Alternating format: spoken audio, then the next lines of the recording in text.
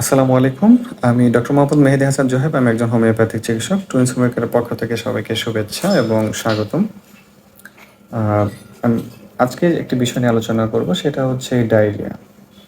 মানে বর্তমানে হচ্ছে ঢাকাতে বললে ভুল হবে, শুধু ঢাকাতেই না, মানে বাংলাদেশ তথা আপনার ভারতেও মানে এই সাবকন্টিনেন্ট গুলোতে দেখা যাচ্ছে এই সময়টায় ডায়রিয়া প্রচুর রোগী বেড়ে যায়। তথাপি এটাই হচ্ছে এখন প্রচুর ঘরে, ঘরে ডায়রিয়ার আক্রান্ত রোগী হচ্ছে পাওয়া যাচ্ছে। তো শিশুদের ডায়রিয়া হলে কি করবেন সেই বিষয়টা নিয়ে আজকে বলব। ডায়রিয়া মূলত কি সেটা যদি বলি, সেটা হচ্ছে আপনার একদিনে ৩ বারের অধিক যদি হচ্ছে পায়খানা করে সাথে ওয়াটারি ডিসচার্জ থাকে সেটাকে আমরা ডায়রিয়া বলব। ডায়রিয়া কেন হয় সেটা হচ্ছে আসলে অনেকে মনে করে স্ট্রিট যেমন হচ্ছে আমরা স্ট্রিট ফুড বা জাঙ্ক ফুড বা ফুড পয়জন যেটা হয়, হ্যাঁ?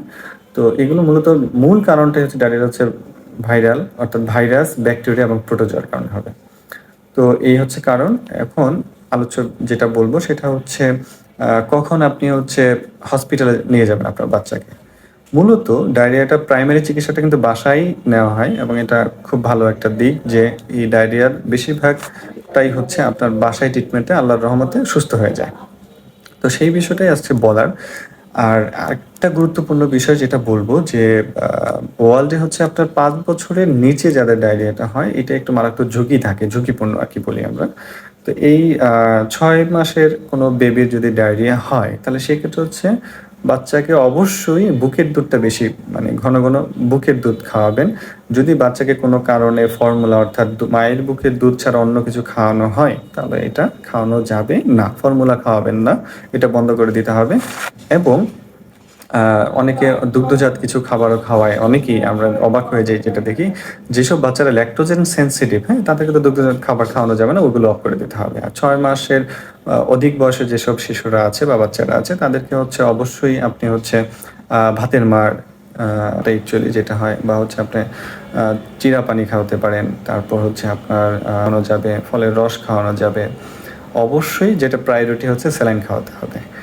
বাচ্চাকে হচ্ছে যতবারই বাচ্চার বয়স অনুযায়ী যতবারই সে পায়খানায় মানে তার পায়খানা হবে ততবারই হচ্ছে আপনি স্যালাইন খাওয়াবেন বয়স অনুযায়ী, হ্যাঁ? তো এটা হচ্ছে মূলত খাওয়ানোর দিকটা। আর অনেকেই হচ্ছে খাওয়ানোর দিকে শিশুদের ক্ষেত্রে কিন্তু হচ্ছে আপনার ২ সপ্তাহের অধিকও কিন্তু হচ্ছে আপনার পেটে নরম থাকে, হ্যাঁ? এটা থাকতে পারে।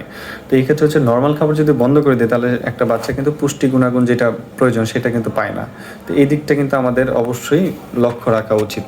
তো অনেকেই মাছ, মাংস এগুলো বন্ধ করে দেয়। এগুলো আসলে না করে আপনার হচ্ছে ভাত, কলা, শিং মাছ, হ্যাঁ? এগুলো খাওয়াতে পারেন। বিশেষ করে গরম ভাত, কলা দিয়ে শিং মাছ দিয়ে রান্না করে দিতে পারেন এবং নরমাল খাবারই খেতে পারবে।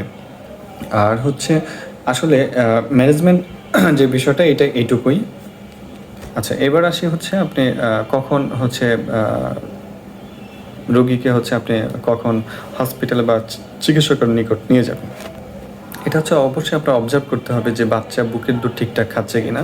শিশুদের ক্ষেত্রে বলছি যে বুকের দুধ যদি মানে একদম ছেড়ে দেয়, ইউরিন আউটপুটটা অর্থাৎ প্রস্রাবটা ঠিকঠাক হচ্ছে কিনা, হ্যাঁ? যদি দেখেন যে অনেক কমে যাচ্ছে তাহলে অবশ্যই নিয়ে যেতে হবে। আরও কিছু কারণ আছে যে ডিহাইড্রেশনগুলো হয়, চোখ মানে গর্ত হয়ে যাচ্ছে কিনা নিচের দিকে, মানে যে ব্যাপারটা আমরা তাকালে বুঝতে পারি সেটা হচ্ছে কিনা মানে। আর হচ্ছে ঠোঁট, তারপর হচ্ছে আপনার মুখ এগুলো শুকিয়ে যাচ্ছে কিনা, হ্যাঁ? তারপর শ্বাস-প্রশ্বাস বেড়ে যাচ্ছে কিনা, শরীর ঠান্ডা হয়ে যাচ্ছে কিনা বা হচ্ছে অতিরিক্ত বমি হচ্ছে কিনা, পায়খানার সাথে দেখা যাচ্ছে মিউকাস কিংবা হচ্ছে আপনার ব্লাড, রক্ত যাচ্ছে কিনা, স্কিন ইলাস্টিসিটি বেড়ে যাচ্ছে কিনা, এগুলো যদি দেখেন তাহলে সাথে, সাথে অবশ্যই আপনাকে চিকিৎসকের শরণাপন্ন হতে হবে। আচ্ছা, এগুলো হচ্ছে আপনি কখন নিয়ে যাবেন। কিন্তু একটা চিকিৎসার ক্ষেত্রে আমরা যেটা ভুল হয় ম্যাক্সিমাম রোগীদের ক্ষেত্রে আমরা এটা পাই, এটা খুব মহামারী একটা অভ্যাস বলবো আমরা।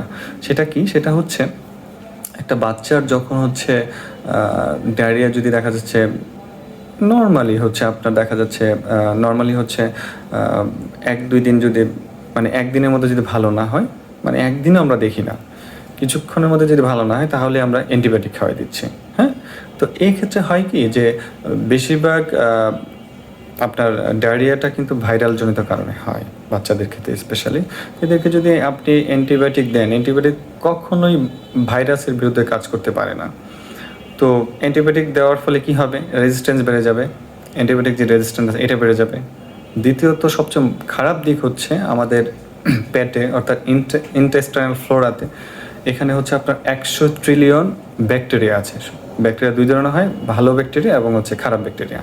তো এই যার হচ্ছে ডায়রিয়াটা ভাইরাসের কারণে হচ্ছে, তাকে যদি আমি অ্যান্টিবায়োটিক দেই তাহলে সেই ক্ষেত্রে অ্যান্টিবায়োটিকটা কী করবে, আমার শরীরে যে ভালো ব্যাকটেরিয়া আছে সেটা মেরে ফেলবে। তো ব্যাকটেরিয়া খাবার হজম প্রক্রিয়া যে সাহায্যটা করবে সে কিন্তু করতে পারবে না, যার ফলে ডায়রিয়ার প্রকোপ মানে তার অবস্থাটা হিতে বিপরীত হয়ে আরও খারাপ পর্যায়ে চলে যাবে। এই জন্যই হচ্ছে আপনি যে কোনো অ্যান্টিবায়োটিক, শুধু ডায়রিয়ার ক্ষেত্রে না, যে কোনো অ্যান্টিবায়োটিকে অবশ্যই আপনি ডক্টরের অর্থাৎ একজন চিকিৎসকের পরামর্শ নিয়ে খাবেন বা আপনার শিশুকে খাওয়াবেন। আশা করি বুঝতে পেরেছেন। আর আরেকটু কথা বলছি, সেটা হচ্ছে ছোট বাচ্চারা যেহেতু হাইজিন মেনটেনটা করতে পারে না, আপনার যারা হচ্ছে যাদেরকে বোঝানো যাবে, মানে যারা কথা বলতে বুঝে বা হচ্ছে শেখানো যাবে, আপনার বাচ্চাকে অবশ্যই হাইজিন জিনিসটা শেখাবেন। বাচ্চাকে ছোট বাচ্চাকে, শিশুদেরকে হচ্ছে যে পাত্রে আপনি স্যালাইনটা তৈরি করবেন, মানে স্যালাইনটা খাওয়াবেন, গুলে খাওয়াবেন, ওই পাত্রগুলো যেন স্টেরিলাইজড অর্থাৎ বিশুদ্ধ থাকে, সেই বিষয়গুলোকে আপনাকে খেয়াল রাখতে হবে। এবং আপনি রান্না বান্না করলে বা ওয়াশরুমে গিয়ে আসার পরে অবশ্যই খাওয়ার আগে পরে যে বিষয়গুলো থাকে, হাইজিন যে মেনটেনের বিষয়গুলো, হাত ধুয়ে ফেলা, স্যানিটাইজ করা, যেটা এগুলো করে তারপর আপনার বাচ্চাকে খাবার খাওয়াবেন। আশা করি বুঝতে পেরেছেন। ভালো থাকবেন। আল্লাহ পাক সবাইকে ভালো রাখুক। আসসালামু আলাইকুম।